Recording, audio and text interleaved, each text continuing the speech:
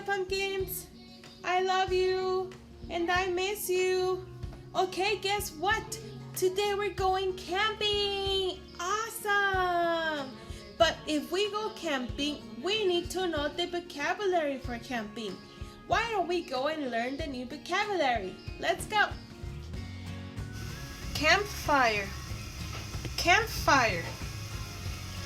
Camping, camping. Fishing, fishing. Flashlight, flashlight. Hot dog, hot dog. Marshmallow, marshmallow.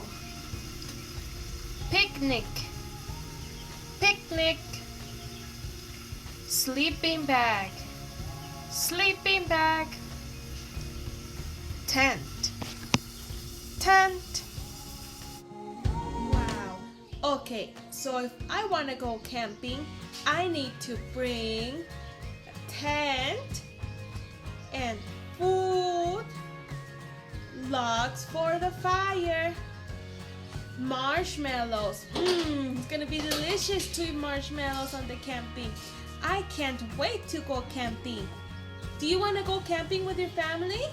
Have you gone camping before? Why don't we make a drawing of your camping? How was your camping? I want to see your camping adventures, okay? Send me the picture.